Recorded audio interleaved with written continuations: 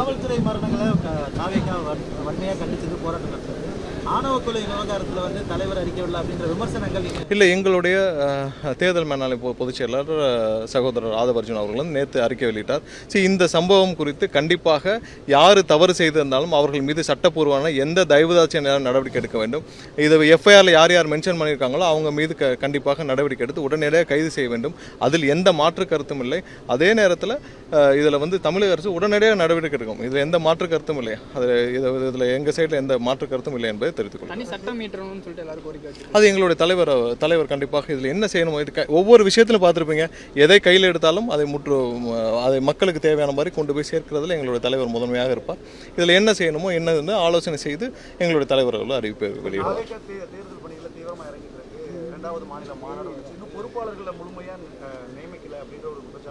இன்னைக்கு எங்களுடைய பொதுச் செயலர் நீங்கள் அறிவிச்சிருப்பார், கேட்டிருக்கீங்க. கிட்டத்தட்ட 3 லட்சம் பொறுப்பாளர்கள் நியமிக்கப்பட்டிருக்காங்க. அவர்களுக்கு மட்டும்தான் இந்த செயலியில் ஆக்சஸ் இருக்கும். ஸோ இவ்வளவு தூரம் 3 லட்சம் பேர் நியமிக்கப்பட்ட எந்த கட்சியும் தமிழகத்தில் கிடையாது. அது மட்டும் இல்லை. ஒரு சில மாவட்டங்கள் எப்படி பிரிக்கிறது, இது எதனுடன் சேர்க்கிறதுன்ற ஒரு உள்ளார்ந்த ஒரு ஆய்வுகள் இருக்குது.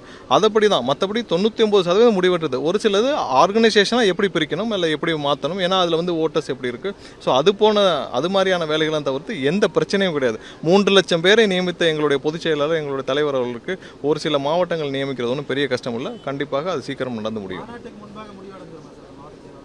இல்லை, அதனால எந்தவித இல்லை. ஒரு விஷயம் என்னன்னா, அதனால எந்தவித பாதிப்புகளும் கிடையாது. வேலைகள் அந்த நீங்கள் சொல்கிற ஒரு சில மாவட்டங்களிலும் பூத் கமிட்டி நியமிக்கப்பட்டுச்சு. ஒன்றியம், நகரம் எல்லாத்துக்கும் பொறுப்பாளர்கள் போடப்பட்டு அந்த பொறுப்பாளர் மூலமாக எல்லா வேலைகளும் நடந்திருக்கு. பூத் கமிட்டி நியமிக்கப்பட்டு முடிச்சிருச்சு. எந்த வேலையும் நிற்கவில்லை. அதை ஆர்கனைசேஷனாக எப்படி மாற்றணுன்றதான் நடந்துட்டு இருக்கு. மற்றபடி இதில் எந்த தொய்வும் இல்லைன்றதை தெரிவித்துக் கொள்கிறோம். பிளே ஸ்டோர் மற்றும் ஆப் ஸ்டோரில் இருந்து பாலிமர் செயலியை QR கோடு மூலம் பதிவிறக்கம் செய்யுங்கள். செய்திகளை உடனுக்குடன் பெறுங்கள்.